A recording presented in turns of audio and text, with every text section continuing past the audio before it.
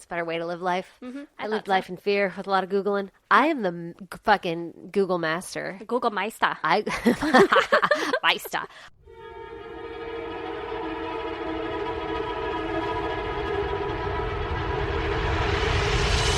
God damn! I will Google anything. You want to know something? I'll fucking Google it right now. I have a random thought and I need to know the goddamn answer. I'll Google it. You know what I learned today? That fucking sea turtles can't put their heads back into their shell. I couldn't look at you seriously anymore. Why can't they put their heads back into their shells? I don't know, but I didn't know that this was a thing. I thought all turtles could put their heads back into their shells. Or like retreat, like, I live here. Yeah. Not fucking sea turtles. They just have shells. And they just swim outside of them. With their heads and their little legs. Can they put their arms in? I wouldn't be surprised if they couldn't put their arms in because their fins are big. They don't go in. That's interesting. They just live like this. Like I'm a fucking turtle. I was doing turtle hands. Yeah, I was going to say, right when at home, just doing turtle hands. It's like a penguin hands, but up higher. Okay, I have to be honest, though. I didn't learn that from Google. I learned that because I was on Reddit, and there was this video of this guy popping barnacles off this sea turtle. Yeah. And I was like, why? Well, did he hurt the sea turtle? Did he like the barnacles? I have so many questions. Yeah, what if he was using them as armor? Yeah, or like as camouflage or something. Yeah. And I guess they do to a certain point, but then the barnacles like kill the turtle because they like suffocate it or block it from fucking being able to like get shit, move its arm or something, you know? All right, yeah. So in the end, I'm happy about that. But then I was like, when he was popping the fucking barnacles off the turtle wasn't like sticking its head back in or anything. It was just like, ah! This is how the turtle makes it. Did it make noise? No. Well, I actually don't know because I'm one of those people that watch videos with no sound and I'm mad too. when it doesn't have a subtitle. Yeah, I do that too. I could just watch the video. But no, it was just kind of like wiggling around and then he let him go and he was like, yay! And all happy. Oh. That's so interesting. Mm-hmm. I went scuba diving. The one and only time I went scuba diving with sea turtles. Do you know how fucking big they are? Yeah, they're huge. And by I went scuba diving with sea turtles, I mean I went scuba diving and then there was a sea turtle. Not like... It wasn't like intentional that it was there. Hey, sea turtle, want to meet me at 6? Yeah. Everyone that was there was like, oh my God, look. But like, you know, saying it with bubbles like, blah, blah, blah, blah, blah, blah. Yeah. And they're pointing at it and stuff like, isn't it magical? And I was... terrified. Fucking terrified. They're huge. They're so big. That shit was as big as me, but I know. like wider too, obviously. It's just a skinny ass sea turtle. And it went. He said, "You can't touch it. They can touch you, but you can't touch it." And I was like, "Okay, like I have no desire to touch a sea turtle, touching right?" that shit. Yeah, I can that hop on and ride motherfucker it. fucking sea flew at me. Fuck that. I was sea flew. I was going in the air. I don't know, 4 dimensions, man. I was terrified. Like I almost shit my pants, my wetsuit, and I like flipped over to where I was like on my back trying to get away from it, and it was over me, and it just went fucking over me. I was like, oh, I'm gonna die. I realized that sea turtles are not dangerous. He's like, this fucker's afraid of me. I'm gonna go right at her. Yeah, and it goes at me, the one person who's not like, this is magical. He sea charged your ass. Yeah, he did. I guess we should get our goddams out of the way because I'm like coughing and I sound all gross. Okay. So is that your goddamn? My goddamn is that I'm fucking sick, man. Oh, it's that one day in my goddamn death house. Fucking, I knew it. I said that if I get sick, it's because of you and your fucking patient zero. And here we are a week goddamn later, enough time for fucking incubation to happen. And here I am, sick as fuck. You're welcome. So everybody, if I sound fucking nasally as hell and if I start hacking in a corner and Erin tries to edit the cough out as best she can, please bear with us. I'm trying. Aw, you only sound a little off. Yeah. It's not awful. Yeah. But in my head, it sounds like I'm underwater. Oh, yeah. Yeah. At least you don't have pneumonia. Yeah, fuck that shit. Yeah. I'd like to not get that, please. Okay, Erin, what's your goddamn? Did you forget it? God damn it. We have it every week. We have this thing that we do every fucking week. And you know what you're supposed to do. I know. And I just had it. Oh, God. I had 2 even. Again? Yes. Every fucking time. Every goddamn time. Every time. You know, I'm just going to go with the one that was kind of a cop-out because I don't remember my other one. That's the only one you can remember? Yeah. Give me your cop-out goddamn. Is I gave Hank beans again. Motherfuck. Can you stop? No, He's not in here right now, though, right? no, he's not. I let him out. You're welcome. Oh my gosh. But That was he's so bad. he just loves him so much, you know. Stop it. Just give the dog food, man. He has that too. And Those cat things are food, so so bad. little fucker. That's why when we were standing down, you were getting a cup of coffee, and I was like, it smells like someone's shit in my mouth. Like, what just happened? But Carl was next to me, not Hank. Did Carl get any? Yeah. Okay. Yeah, But they both also did. Hank's shit, like, wafts through the house, so there's that. His are just sharp. They get you. It was bad. Yeah, they get you right in the It's nose like holes. it's like dog shit that's been sitting in the hot sun in a fucking plastic bag for 3 years. Yeah, but like if someone were to take the air from that and capture it and then just shoot it into your nose. And then, like, waft it your direction, like, Yeah, but like with a billower thing, like yeah, a fireplace good billower. word, billower. Yeah. Billow it. I don't know what they're called, but just right into your nose. Like, I think a billower. Well, stop fucking giving him beans, goddammit. Brandon made enchiladas. Oh, goddamn, that sounds Mm. titties. It was. And then he had some leftover meat and enchilada sauce or whatever, and then he mixed it all together, and we make tacos with it now. It's bomb. Well, welcome to episode 18 Of I said goddamn. I said goddamn. Woo! I'm Stacey, And I'm Erin. and we're here to tell you some fucked up shit. About murder. Stacey, you want to tell me your story? Hell yeah. Okay, are you ready? I'm so ready. Okay, let's do this shit. Tell me your story. Okay, so my story is about Arlis Perry, which I'm 1,000% sure I'm saying her name wrong. But I even fucking Google pronounced that shit, and they said Arlis. Arlis. Arlis. Arlis. Maybe it's Arlis. Arlis. I think that would have an E at the end. It's probably Yeah. Arlis. Yeah, it's just Arlis. So if anybody knows how to say Arlis, and I'm saying it terribly wrong, Go ahead and send us a voice message. and then can we keep you on tap for future names on call? Send along your message. We'll be texting you occasionally. We need that. That needs to be a thing. Yeah. Okay, so this happened in Palo Alto, California. All right. In the summer of 1974, Bruce and 19-year-old Arlis Perry, they were longtime boyfriend and girlfriend. They decided to get married. Long time. Yeah, so her name wasn't Arlis Perry before, but now it is because she gets married. Okay. That's how marriage works. Work that out. If you so choose to take his They weren't name. brother and sister, and then Yeah, they didn't just happen to have the same last name. oh, how convenient! You don't even have to change it. That happened with my aunt. Really? Yeah. Well, it's pretty common. One time, I dated a boy named Erin. Oh, God damn it, that's confusing. It was real bad. Did you have to say his name like Aaron? Aaron? Hello, Aaron. My brother was like, you know how I know it wasn't going to work out? Okay, so they get married and then they move into an apartment together. Bruce was attending Stanford University for med school, so he was like super smart. Damn, yeah. No big deal. Big Yeah. man on campus over here. And Arlis worked as a receptionist at a local law firm. All So right. they were doing pretty good for themselves. I guess. Bruce was described as very smart bookworm-like, and he was very athletic and, like, you know, a likable guy. All right. And Arlis was described as very conservative and religious, but very outgoing and kind as well. So the couple, they're a good couple.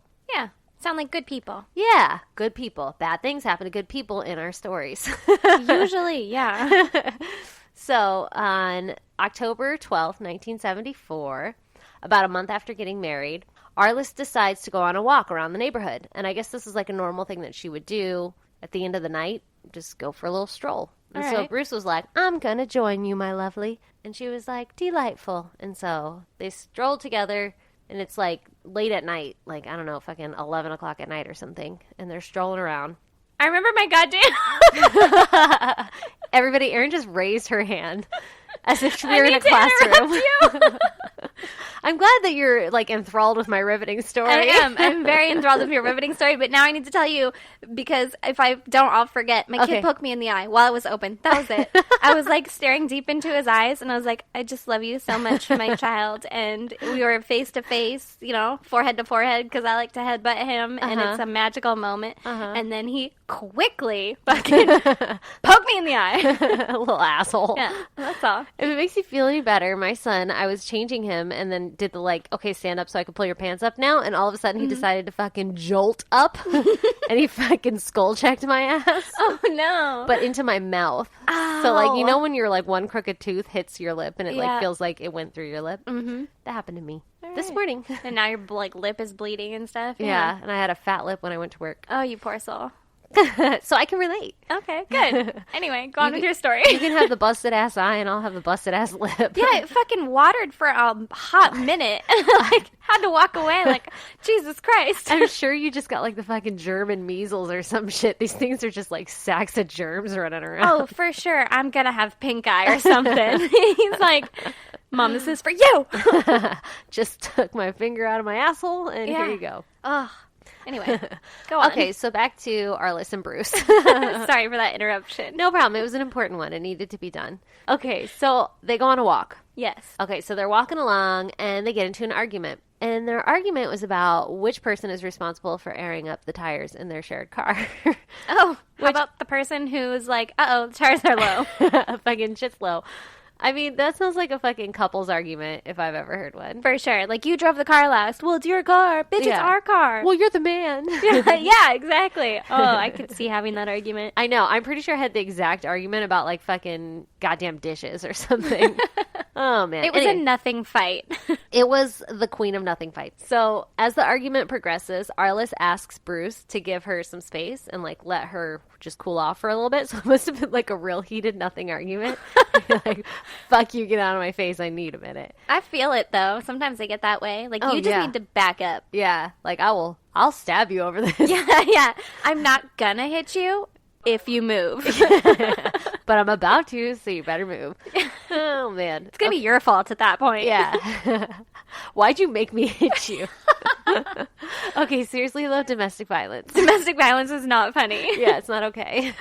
Okay, so Arlis is like, give me some space. I need to go for a walk. So Bruce is like, okay, you go do your thing and go cool off. And so it's midnight at this point, or around midnight. God damn. Yeah. I don't know how long the walk was. I don't know what their fucking routine was, but they left late at night for it to be midnight now. Yeah. Some people live different lives than us, though. Fucking apparently. I'm not strolling anywhere at midnight. I walked into the post office wearing what I was wearing today, which was ripped fucking acid wash jeans and a band t-shirt, and this lady was walking out wearing a suit, and all I could think was, we live different lives. You're nothing like me. Yeah. But we're doing the same thing right now, going to the post office at fucking 5 at night. It's just interesting. Checking my fucking podcast P.O. box. What are you getting? Mail for your vacation home? Get out of here.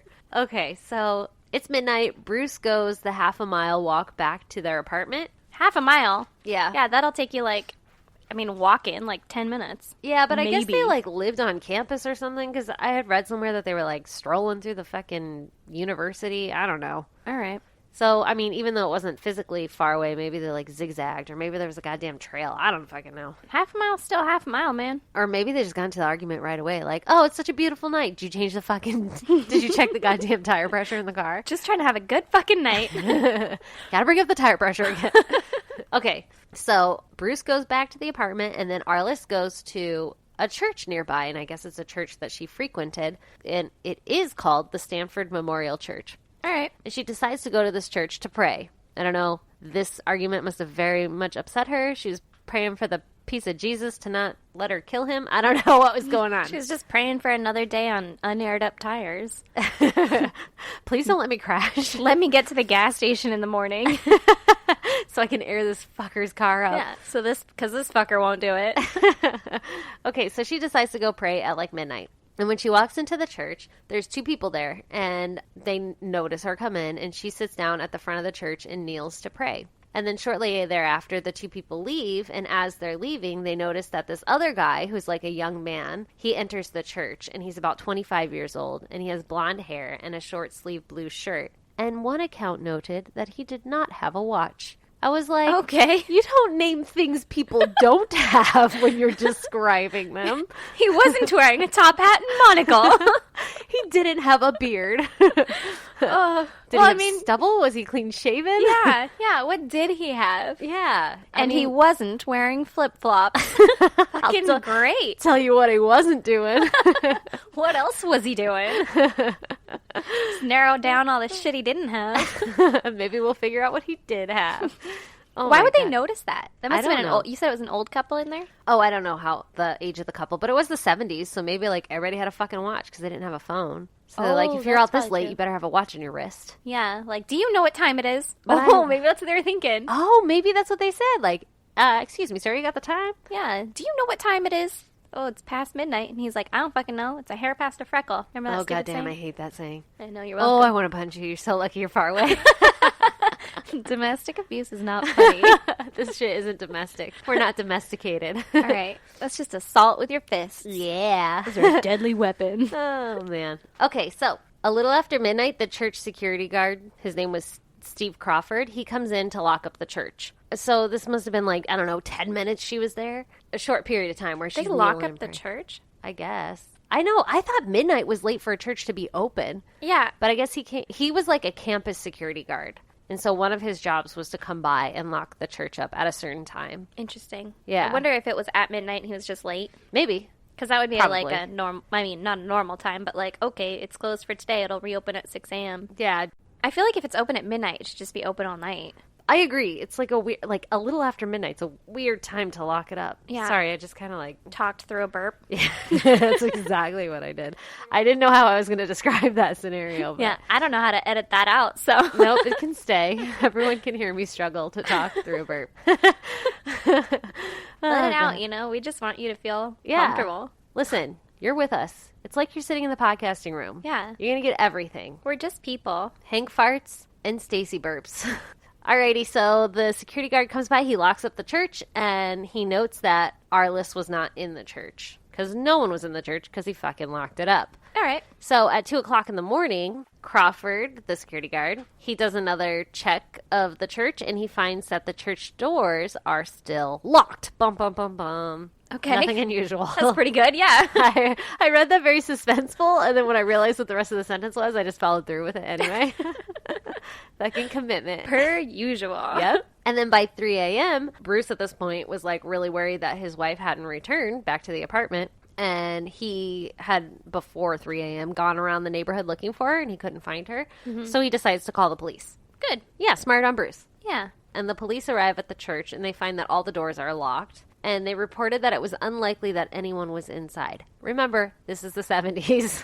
Okay, yeah. Oh, we have this missing person. She was last seen in this building that is now locked. I'm sure she's not in there. There's no way she'd be in there. There's no need to check The this. doors are locked. How could she be in there? So Crawford, the security guard, comes in the morning to open the church per his usual time. Mm-hmm. It's like 5:50 in the morning, so I imagine he's supposed to open it at 6. Mm-hmm. And he finds that one of the doors of the church had been left open. Bum, bum, bum, bum. Doo-doo. Like ajar? A or jar. unlocked? Like open. Okay. So Crawford walks into the church and through the open door and goes into the church and finds Arlis's body lying face up in the front row of the church where she had last been seen praying. What?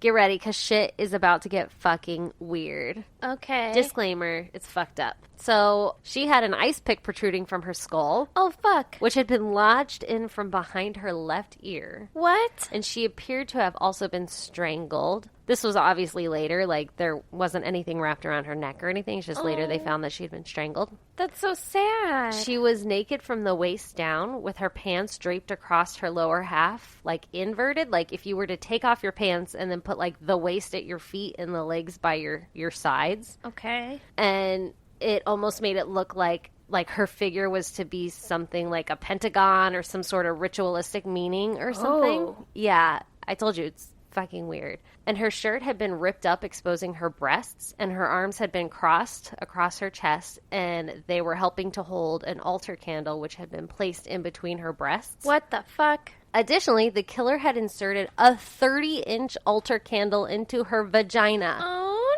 no. Why? What the actual fuck?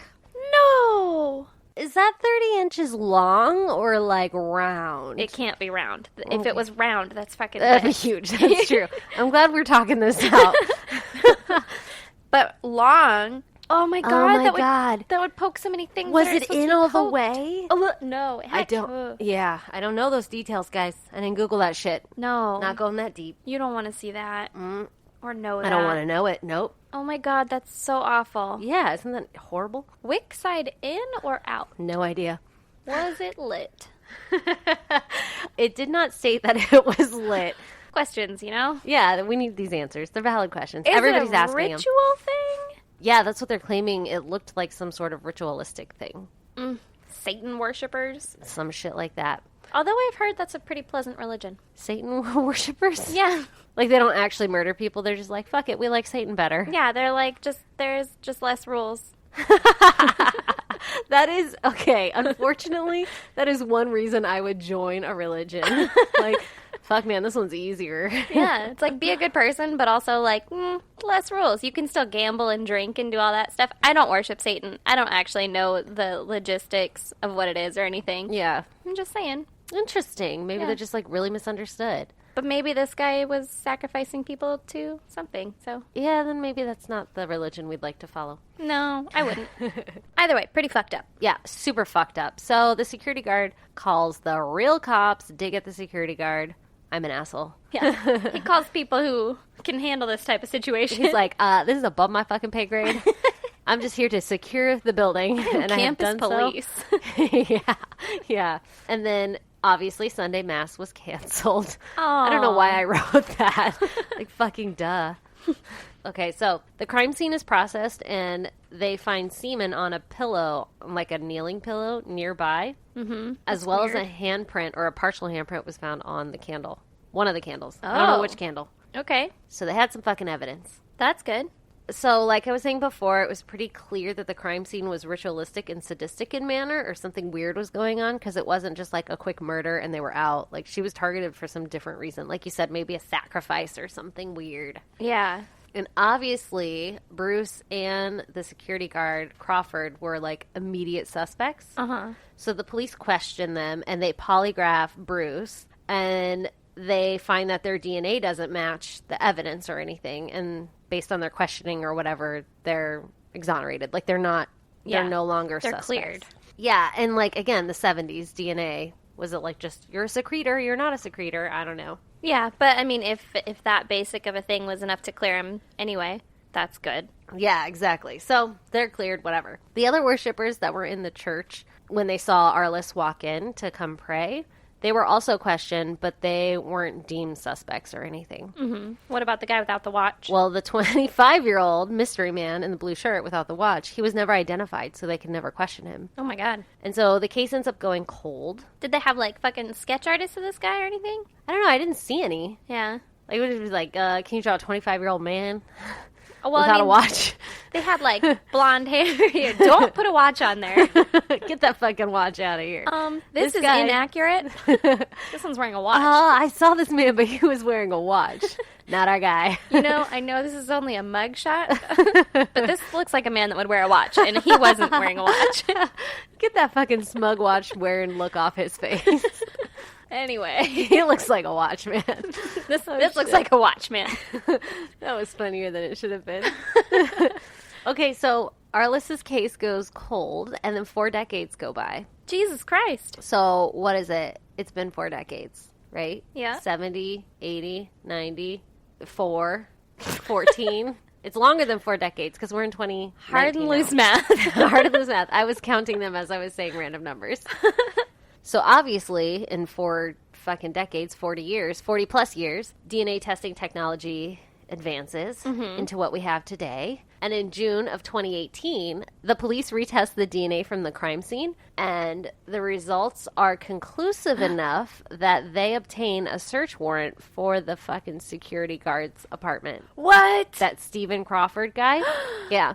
What? Bum, bum, bum, bum. Fucking bum, bum, bum, bum. I guess he was, so eventually, I found this later in my research, but he was resistant to taking a polygraph, and I guess he was running around and saying, like, he didn't like the questioning and things that were going on about the case. Like, he was pretty open that he was uncomfortable with it. So Really? fucking suspicious. And I think that they were always kind of suspicious of him, obviously, because they retest the DNA, Yeah.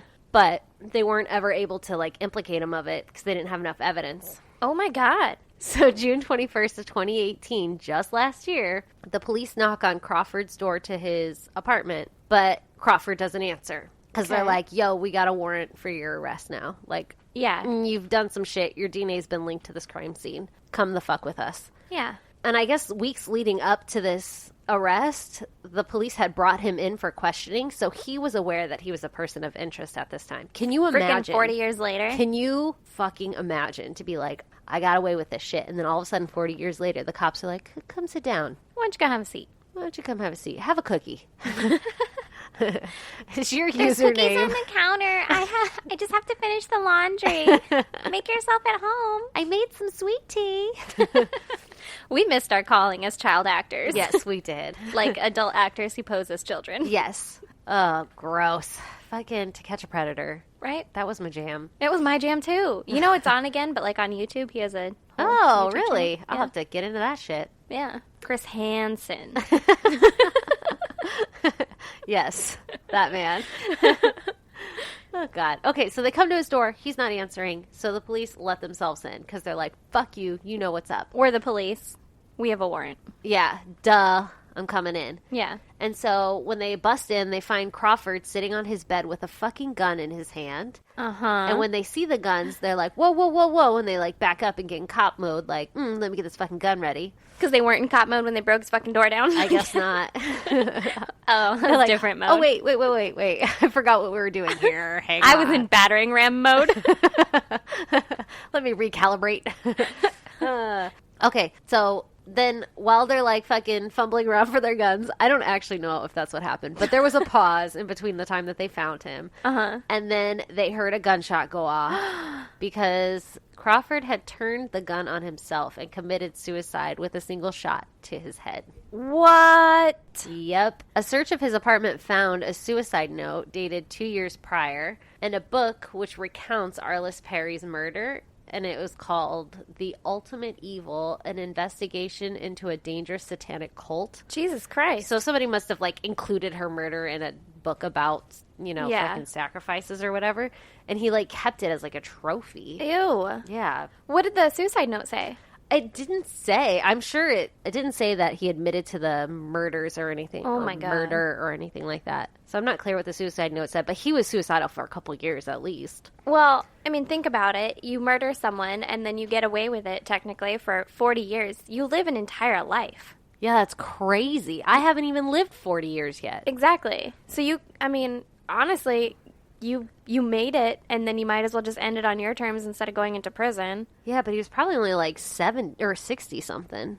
Yeah, but he's Yeah. going to end up in prison for the rest of his life. That's probably what he was thinking. Yeah. Why the fuck would you murder someone? But also, what a total piece of Shit. human trash. Yeah, Yep. to not give the family and everything closure. and- Yep. Or that admission. Yeah. So the best motive that can be determined is that Crawford was mad at Stanford University because he had used to be a campus police. He was like higher rank, and then they downgraded his status to just security guard, and he was really bitter about it. So you kill a random? Yeah, okay, so wait. So he ran around and he was like stealing shit from the university. He had like printed a diploma for himself off of like a blank Stanford diploma.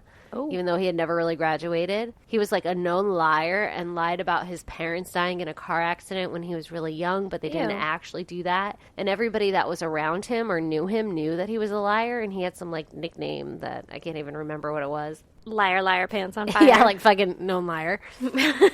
Oh, there's old known liar. And so here he comes again, trotting our way.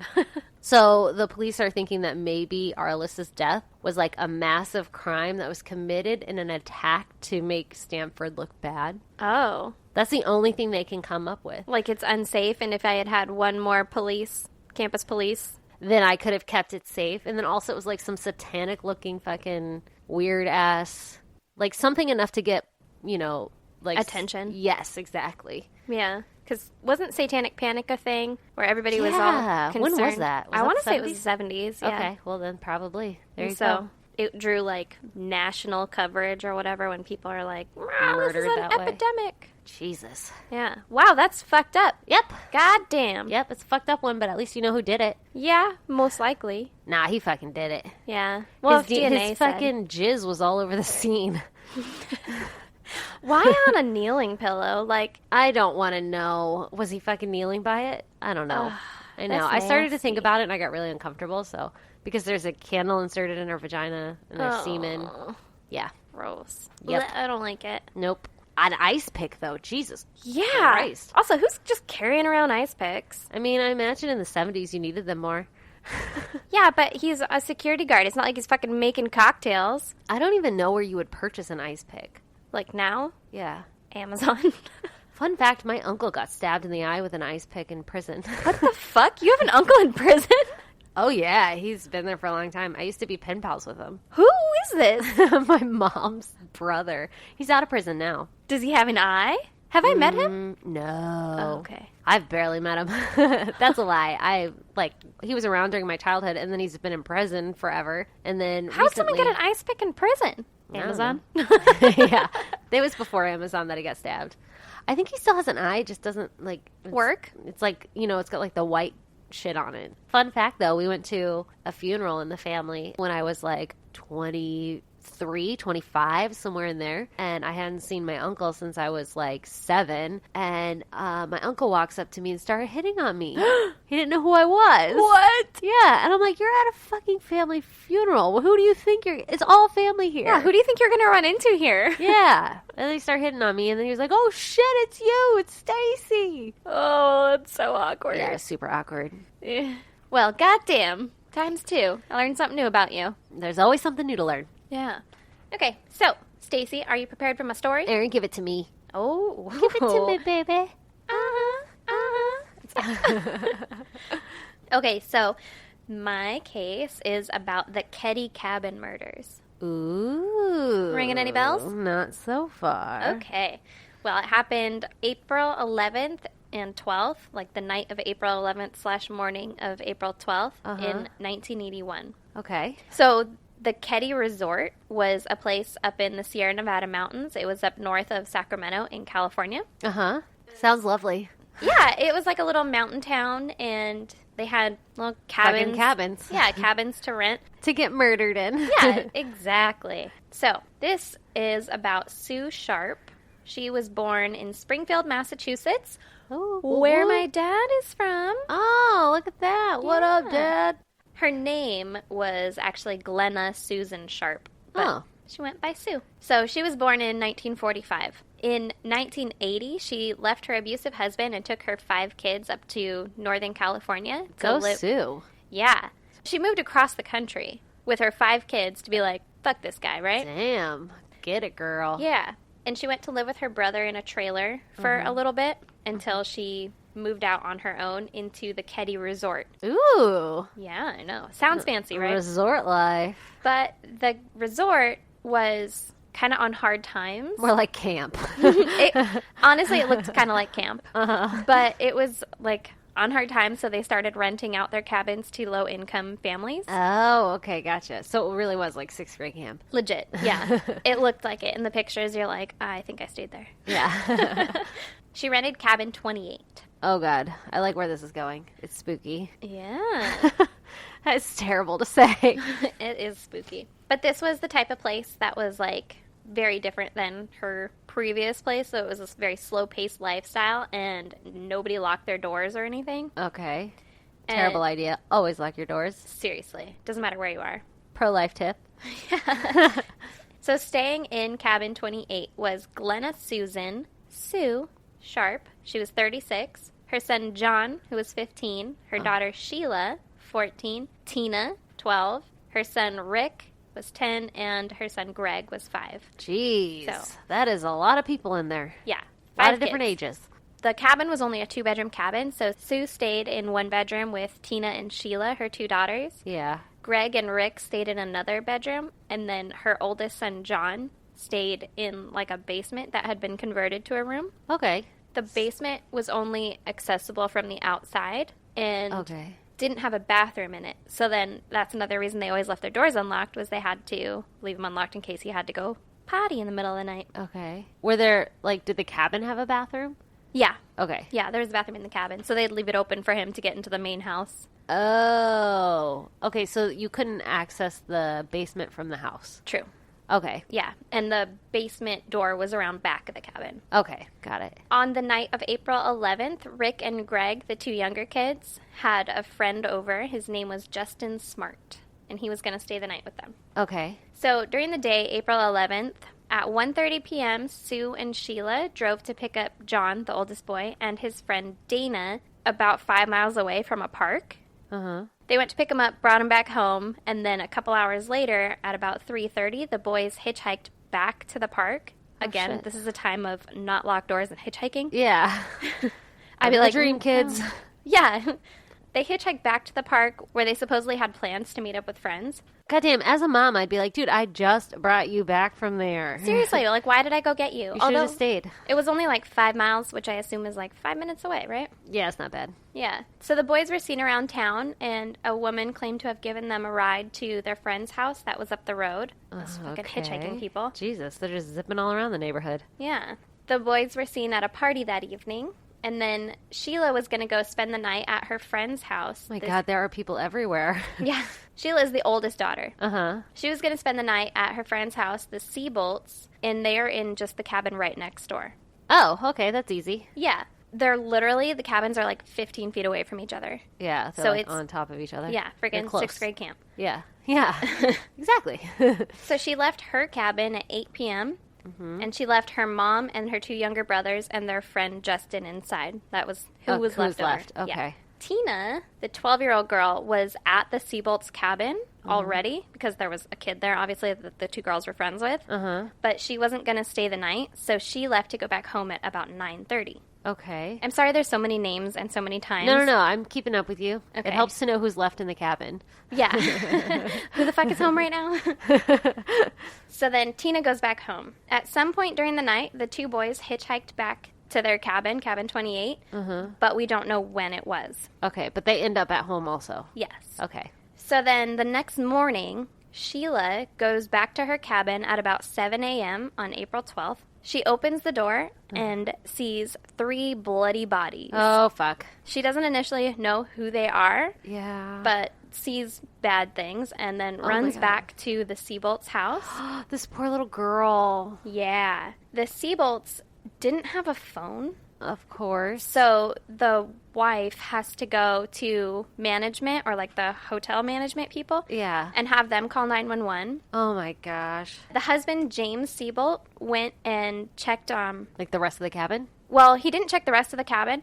He went to go see like what the fuck was going on. Yeah. The window on cabin 28 that faced their cabin Uh-huh. was the little boys' room.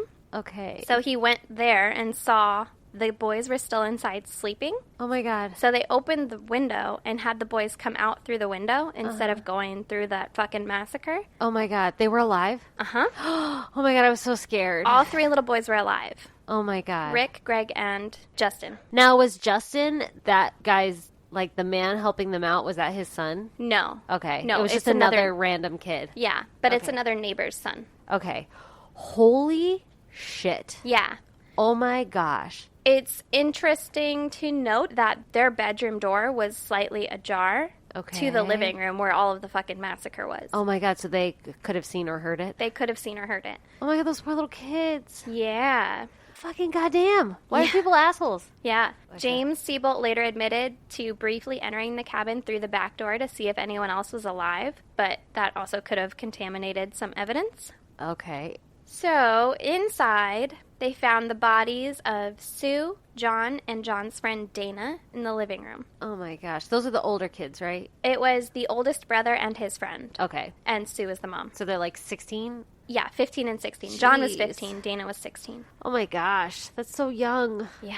All 3 of them had been bound with medical tape and electric cords. No. So Tina, the 12-year-old, was missing. She was missing. That's worse. Yeah. Oh, my God. So much worse. That's terrifying. For the murders, there was a knife and a hammer found placed side by side on a table, and a steak knife was found on the ground. Uh-huh. The steak knife was bent in half due to the force of the attack. No, that's gross. That's fucked up. Oh, that's so gross. Sue was found lying on her side near the couch, naked from the waist down.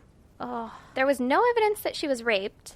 okay. She was gagged with a bandana and her underwear, Oh, my gosh. and then they were taped down with medical tape, like around her head. Okay. She had been stabbed in the chest, and her throat was slashed. No. And she'd been hit in the side of the head with the butt of a BB gun. Jesus. They were able to match the imprint of it to a Daisy 880 BB gun. So you gotta be hit fucking hard. Shit. Yeah. Yeah. Oh my gosh. This poor woman. Yeah.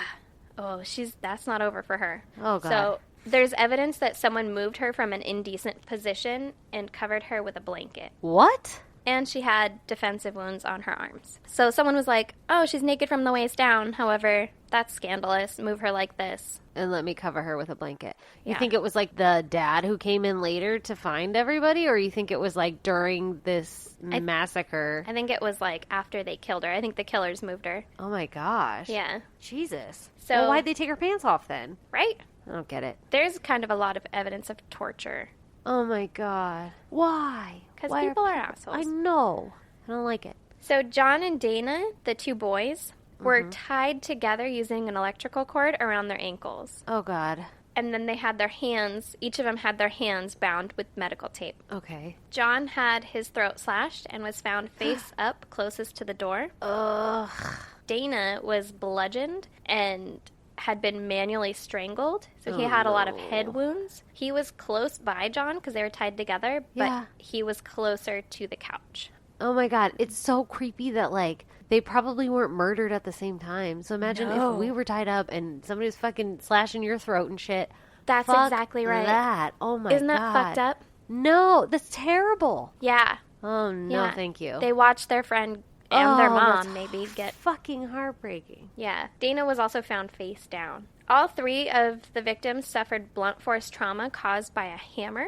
Oh, gross. Yeah. They really went to town. Yeah, it was bad. There were pools of blood on the floor and the couch pillow, suggesting that the boys had also been moved Oh, and staged. weird. Yeah. So John was found face up close to the door. Dana was found face down a little bit inside. And then the mom was found on her side by the couch. There was blood fucking everywhere. Yeah, it sounds like it, especially if they fucking got murdered somewhere else and then they're moving them somewhere else. Yeah. And they're beating them with like a hammer and shit. Yeah.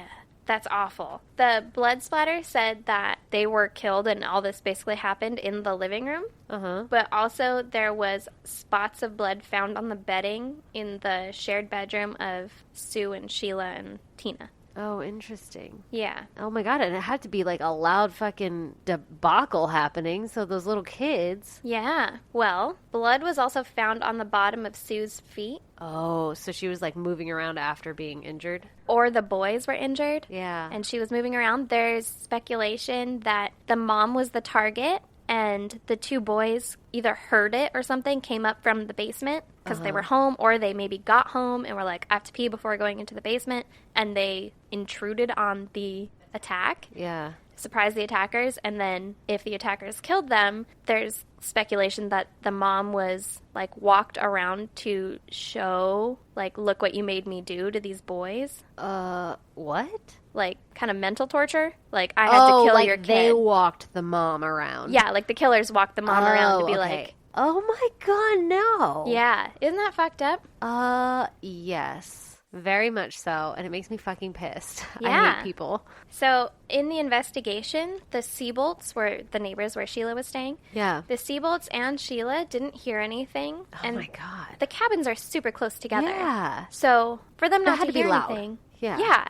Well, the mom was gagged. The boys weren't. But Still fucking wrestling around with a goddamn hammer. There had to be a couple thumps and duds around. yeah. There was a couple that lived close by, like in one of the other cabins, that said they woke up at about 1:30 in the morning and thought they heard muffled screaming, Oh my gosh. but couldn't tell what it was or where it was coming from, so they went back to sleep. Oh my gosh. So Sheila, the daughter that was staying at the neighbor's house, Uh-huh. she was talking to police and let them know that Tina's jacket, Tina's the little girl that's missing, Yeah. Tina's jacket and shoes are missing, Uh-huh. along with a shoebox with tools that were missing. So she's like going through the crime scene and being like, hey, this stuff's out of place. By the or- way, you're missing this. Okay, so the Yeah. jacket and shoes make sense. A toolbox of tools. How old is Sheila? 14. Okay, so I was like, I would never notice a box of tools missing.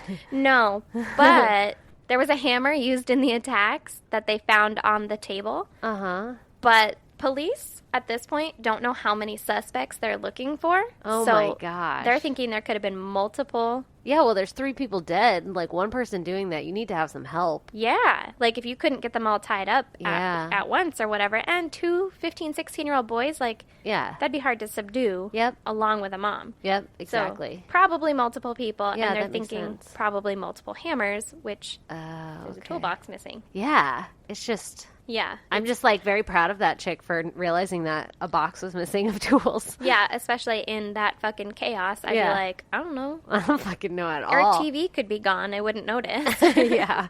So there was also no forced entry, but the door was usually left unlocked. Yeah. So who knows if that really says anything? Uh-huh. There was unidentified fingerprint on the railing leading to the back door, like outside. Outside? Oh, that's interesting. I mean, that's kind of sketchy, though, because it could be anyone, right? If it's, like, public-ish. Yeah, it technically is And public-ish. it's like a cabin that got rented out. Yeah, but they had been staying there for a couple of months. How long do fingerprints stick around? I think they stick around for a really long time. Huh.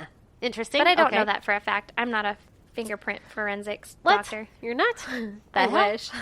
So the phone was also left off the hook, and the lights were off, and the drapes were closed. Okay. I've heard reports that the phone was also cut, the phone line. Oh, creepy. Yeah. But it was confirmed that it was off the hook. I can't confirm that it was cut. Yeah. Cut makes it creepier, but either way. For sure. One suspect was a man who fled from Keddie, the area. Uh-huh. After the murders, he was found in Oregon, and they had him do a polygraph test, but he was cleared. Okay, because those are so fucking reliable. Yeah. I know. It's the 80s.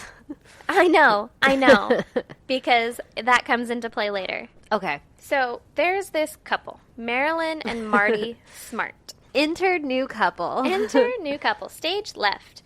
Marilyn and Marty Smart, they live in one of the other cabins. It's like 3 cabins or 2 houses down, 3 houses down or whatever. Uh-huh. It's Justin Smart's parents, the kid that was there that night. Makes sense. Yeah. Marilyn claimed to have found a bloody jacket belonging to Tina in her basement Stop it. and handed it over to police, Oh my god. but there's no record of the jacket. Okay. Martin claimed that a claw hammer he owned was missing. Oh no. The sheriff at the time, Doug Thomas, who was in charge of the investigation, said Marty provided endless clues that seemed to throw suspicion away from him. Interesting.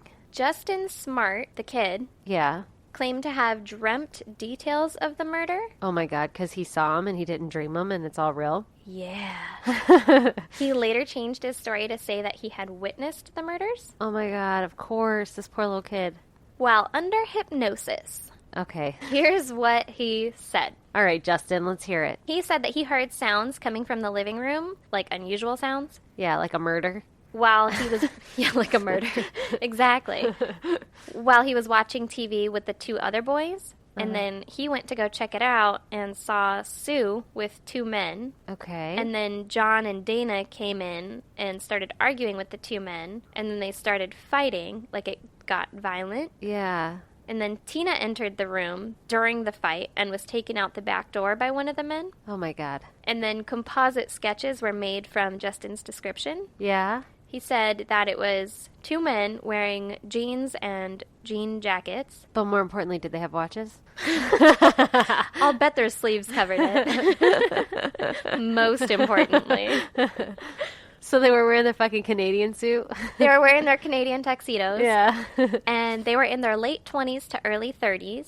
One with long hair and a mustache, and the other with short hair and was clean shaven. Both were wearing gold-framed glasses. 80s. Yep. One was 5'11 to 6'2 with dark blonde hair, and the other was 5'6 to 5'10 with black greased hair. I would like Jesus, to point they're out... like total opposites. Yeah, right?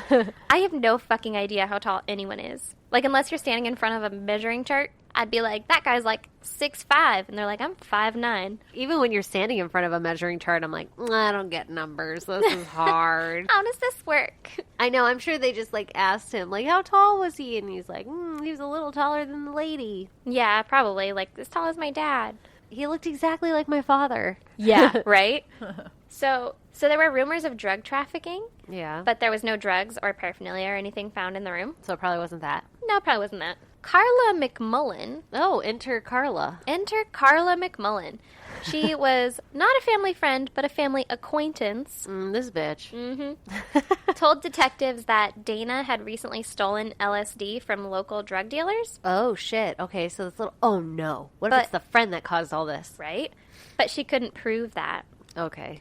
Also, I don't know if it's worth mentioning, but Dana lived in a foster home, and his foster parents didn't want him out that night with John because they knew that he hitchhiked, and they didn't want him to hitchhike. Oh, well, he was fucking hitchhiking. Yep. Spoiler alert. Oh, my Yeah. God, those poor parents. Yeah. Like, I fucking told you not to do this shit. And now then you're dead. Go out with him. Yeah. Oh, my God. That's so heartbreaking. So, Tina was still missing. Yeah. The FBI was initially involved, but they backed out because they said that local law enforcement was doing a, quote, adequate job. Crushing it, law enforcement. You don't need us here. Yeah, they had canines search about a 5-mile radius from the home, but they didn't find anything. Okay. On April 22nd, 1984, so this is 3 years and 11 days later, Jeez. a bottle collector found a human skull at Camp 18 in Butte County, California. What? First of all, bottle collector. Is that just a homeless dude collecting recyclables? I'm going to go ahead and say yes. Okay. Glad we cleared that first question up. He might not be homeless. He might just be a guy who likes to recycle. Perhaps. But generally yeah, speaking. he's digging in trash cans. Okay. They found a human skull. Yeah, and he found a human skull. Was it in a bottle? This ain't worth nothing. Trying to add weight to my cans.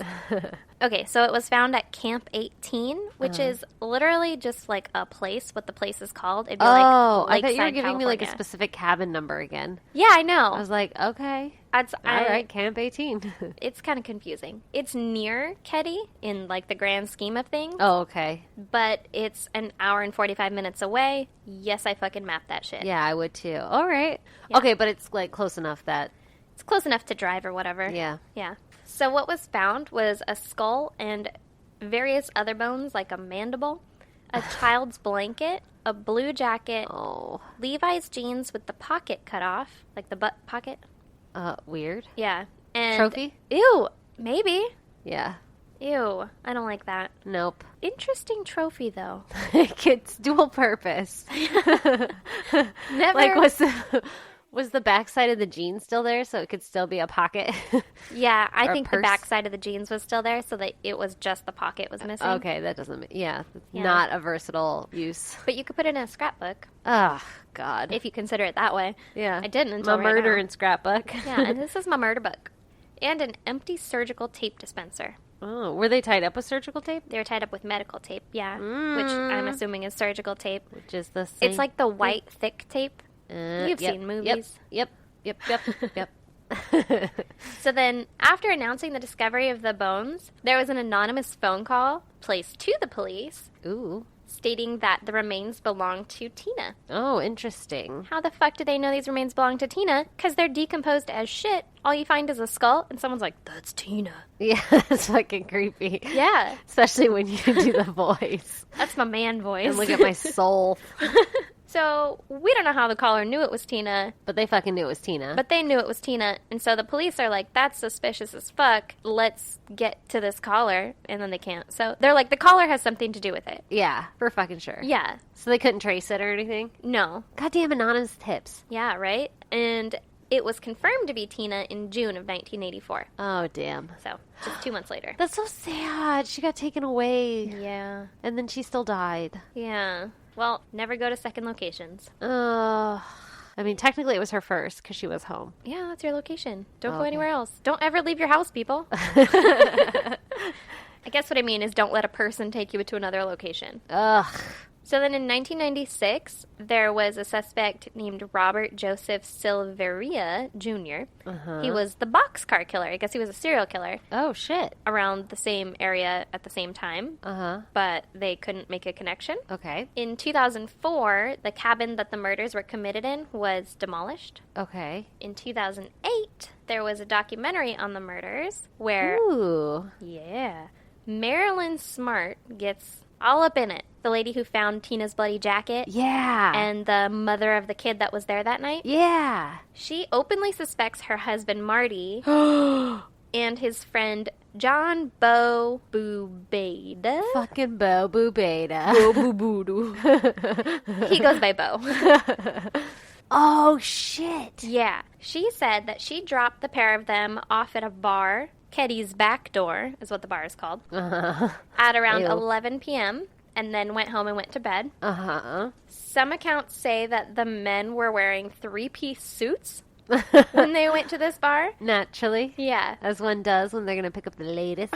But that would be unusual as fuck in this Keddie's back door. Like, that's what the bar is called, is Keddie's back door. It's got to be a dive. Yeah, it's a super dive. I saw a picture of the front of it. It's a fucking dive. Were they in their Canadian tuxedos? No, they were in their three-piece suits. But one reason that they might have done that is to draw attention to themselves. Oh, to be like, look at us, we are here tonight. Yeah, we're here, we're not murdering someone. Oh, that's a lot of planning. Yeah. Could never be a murderer. I'm No. lazy as fuck. I don't ever want to get dressed in a suit. No. And then a wardrobe change, because then they were in Canadian tuxedos. Yeah, a wardrobe change. Ugh. Sorry, all you Canadian listeners, by the way. Yeah.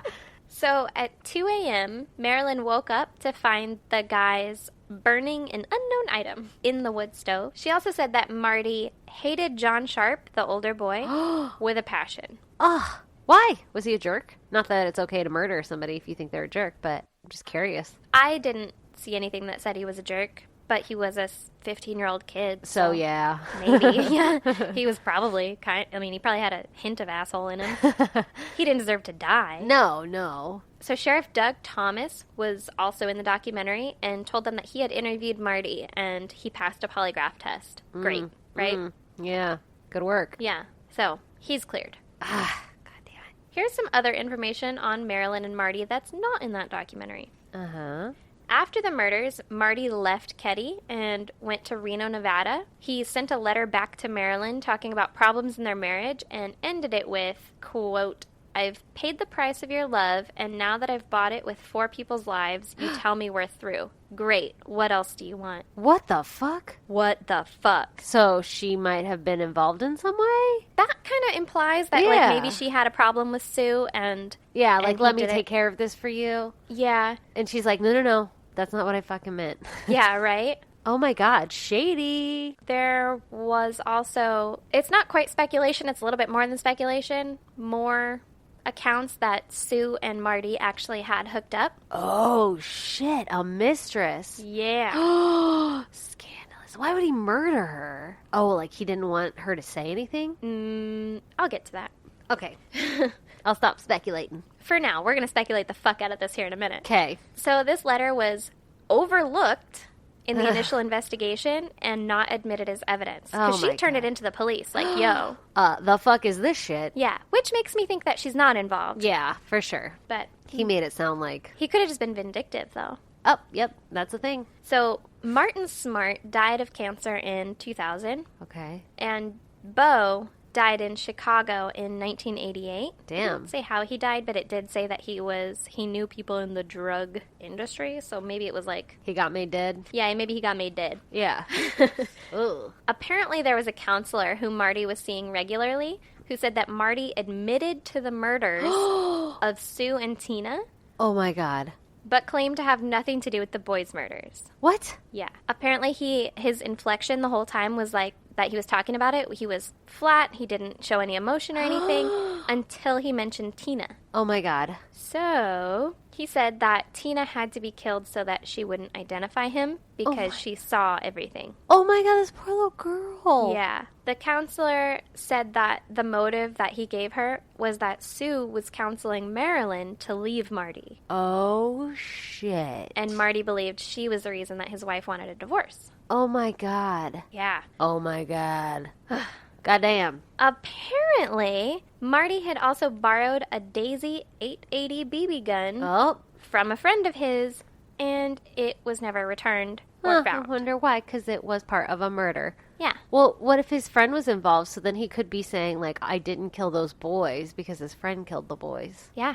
Okay. Yeah, okay. there I'm could be- keeping up with the story. Yeah, there's at least 2 people involved, maybe more people involved. Oh, my God. There's at least more people involved with covering up this whole thing. Holy shit. According to Marilyn, Marty had a bad temper and in one instance had bought items he was going to use to make a bomb to blow up his dad's house after an argument. Jesus Christ. Yeah, so the guy was unstable, to say the least. He sounds a little unstable. Yeah. Marty was also supporting the family by selling drugs and manufacturing hashish after losing his job. Oh, man. So just a well-rounded fella. Yeah, maybe not somebody you want for a next-door neighbor. No, probably not. Mm-mm. He was known as a player around town and cheated on his wife. And openly cheated on his wife? Or it was, like, known? I think it was just known. Yeah, known that he cheated on his wife. I don't think he was like, yo, what's up, Marilyn? This my new bitch. This is my side piece. Yeah. One of the alleged women that he cheated with was Sue Sharp. Oh, yeah. Apparently, though, Marilyn was also seeing someone else. So they were just cheating on each other. Oh, shit. Not a healthy marriage. No. In March 2016, so not too long ago, there was a discovery of a hammer in a pond that matched the one that Marty claimed to have lost. Oh, he chucked it. Bum, bum, bum, bum. Doo-doo. So now, Special Investigator Mike Gamberg is on the case. He was 16 at the time of the murders, and he knew the Sharp family. Oh, shit. What a wild turn. Yeah. He said that where the hammer was found, it wasn't accidental. Like, there's no way that just accidentally got there. Someone put it there. Oh, really? Apparently, a lady lost a ring in the pond, and her hubby came back with a metal detector and found the hammer. Oh. Mike criticized the initial investigation, like, real harsh. He talked a lot of shit about it. Oh, really? Mm-hmm. Like, they just missed a bunch of shit. Yeah. He said when he took over the investigation, there was boxes of evidence that were in disarray, and some hadn't been entered into evidence at all. Oh, crap. And the case history log, like this guy was here at that time, whatever, was just missing. Oh, good. There was a bag of evidence that wasn't even opened. What does that mean? Like, they collected it from the crime scene and then they never processed it or something? Okay. That's what I gathered. There was some evidence that was stored in a freezer to keep it fresh. Yeah. And the freezer was turned off. Oh, shit. What was it? I don't know. Like, bodily fluids? Probably. Something along those lines. Some kind of DNA. But they have DNA later, so I don't know if that was, like, the only freezer it was in. That's so weird. And then it's turned off. And then he found it? Yeah, he was like, what the fuck, guys? Stinky? Ew, I don't know. Hopefully not. Hopefully it was in, like, sealed.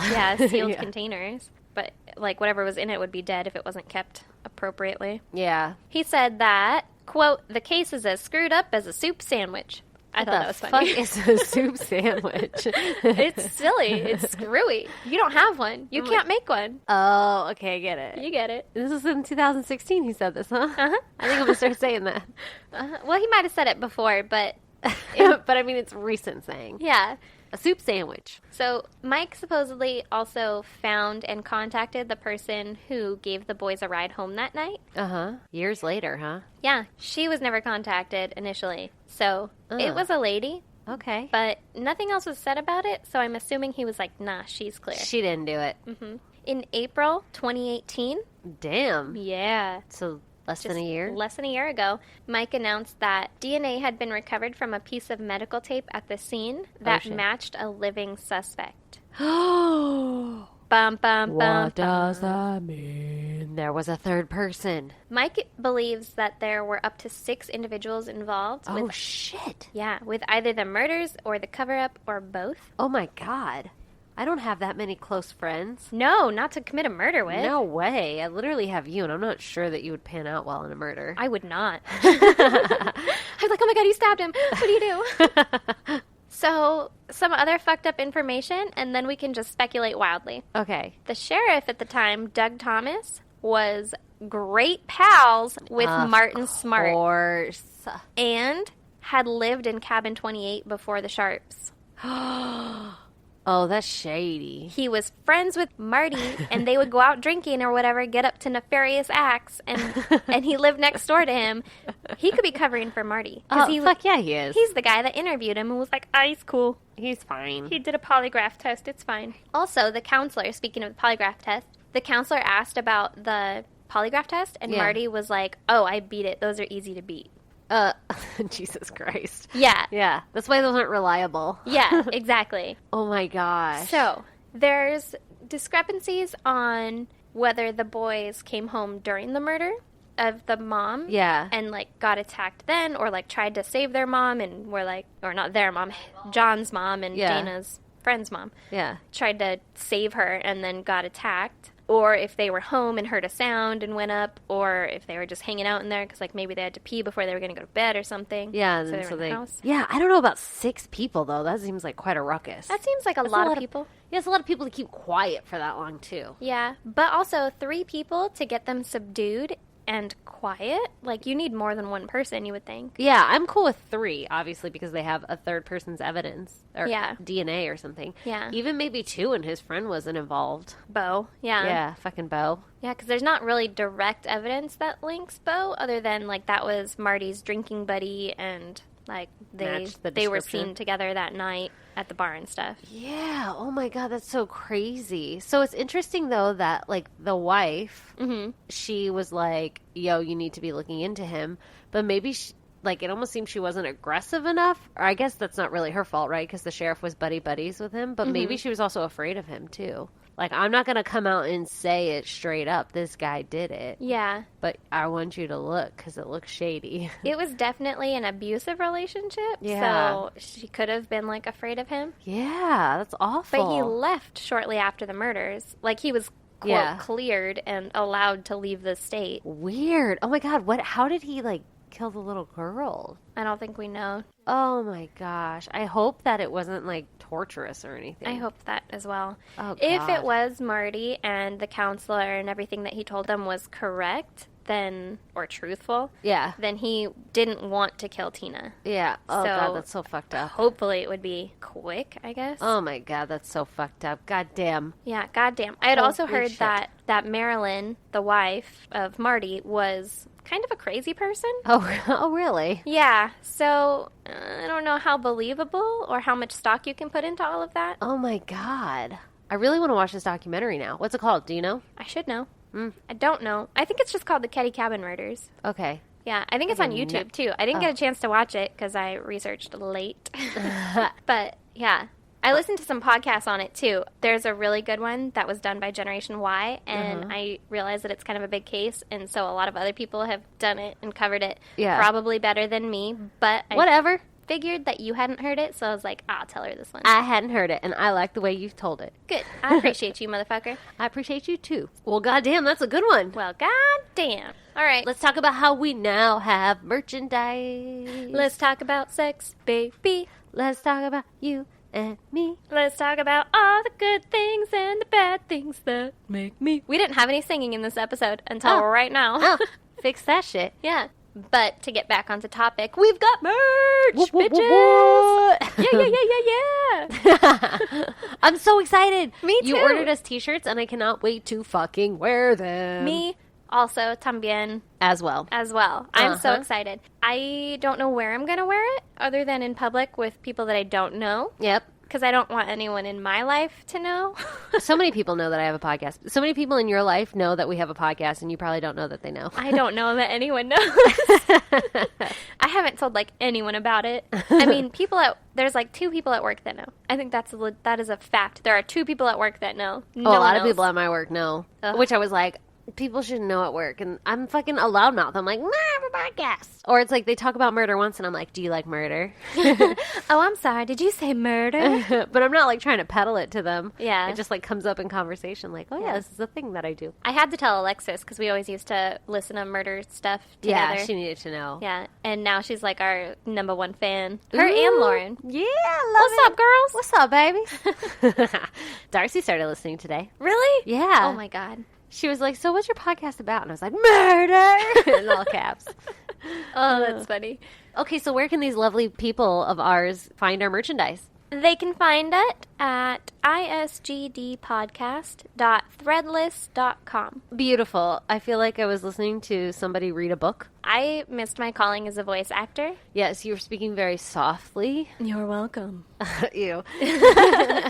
That's as sexy as it gets, ladies and gentlemen. Yay for merchandise and sexy voice. Yay! So our next accomplishment / goal is to try to get Patreon figured out. Yeah, that sounds harder. Yeah, we're going to try because we have to like give additional content. Yeah. Oh, we got some awesome fucking iTunes reviews again. What? We Yeah. did? Yes, people, rate and review us. Yes, please. We love it. We check it fucking religiously. That's true. Mm-hmm. And then tell all your friends about us. And your enemies. What? There's another one right now in real time. IRL? IRL. This is what we get all fucking pumped about. What is it? Read it to me. Dramatic reading. Go. Okay, ready. Title. Funny ladies, ! That's us. 5 stars. 5 stars. These two ladies have a funny and awesome friendship. Aw, I And their cases are fucked up. It's spelled just like that. Actually, it's more like fuck up. Oh, yeah. Oh, I can hear it. And that's from KDev. Thank you. That's awesome. Thanks, KDev. Is there an F at the end? What do you... Yeah. Jesus. You guys are fucking amazing. Seriously, this is what we do. This is why you need to send us more, because we Yeah. do this shit. We get so IRL. excited. Okay, and then Breecast also sent us one, and it was so fucking awesome. That's so... I read hers. That one was so sweet. I know. I love it. You guys are so awesome. And Thank then we you got so one much, from guys. Candyman. Oh, Candyman. Candyman. He found us through Sitcomedon. Really? We did a promo swap with him. Yeah. That's legit. So that shit fucking works. Promo swaps work. Apparently. Okay, so we got a Twitter shout out from Katie Sigward, and she found us on another promo swap from Wine and Crime. Katie Squidward? Sigward. Sigward. All right. From Wine and Crime? Yes, I love them. That's awesome. And Katie has a fucking awesome ass wife who also appreciates Red Dead Erin. Oh, yeah. That's my kind of lady. So we got some fucking amazing ass listeners. Yeah, we do. You guys are the best. Yes. Around. And we say that, but we fucking mean it. Yeah. Just so you know. She just gave me crazy eyes. Yeah, it kind of did. I'll relax. Thank you. I appreciate that. Getting a little weird over here. You guys are awesome, and we appreciate you, motherfuckers, so hard. And Hell yeah. Keep listening and rate and review us and tell your friends and tell your enemies. And send us emails. Send us emails at isgdpodcast@gmail.com, Send us fucking letters. at P.O. Box 2764, Spring Valley, California, 91979. Because we want to talk to you. Yeah, we Even do. if you have nothing to say, you don't need anything said on the podcast or anything like that. If you just want to be like, yo, what's up? How's your day going? We'll fucking talk to you. Dude, We love you guys. pen pal me, I will respond. Oh, I will fuck longhand letter you some shit. Erin has some beautiful handwriting. It's pretty all right. I've been working on it. Also, check out our website, isgdpodcast.com, to see like pictures of the shit that we're talking about. We put a couple pictures of each. Yeah, Stacey Episode works up. hard on that. So hard. And also, we're going to link our merchandise there. That's something we have to do. Yeah, and the P.O. Box is on there in case I say it too fast and you remember that you want to send me letters. And you're driving. Because, let's face it, we're probably all driving. Yep, that's what I do when I podcast. Me too. Actually, I listen in the shower too. Is that weird? Nope, I do it too. Okay.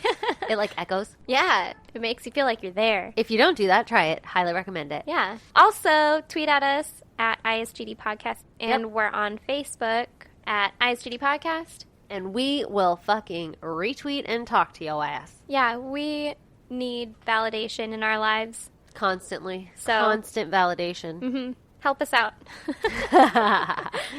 You guys are awesome. Thank you so much. Another episode in the books. Deuces. Bye. And if you're all caught up on our podcast, stay tuned for this promo from Brew Crime.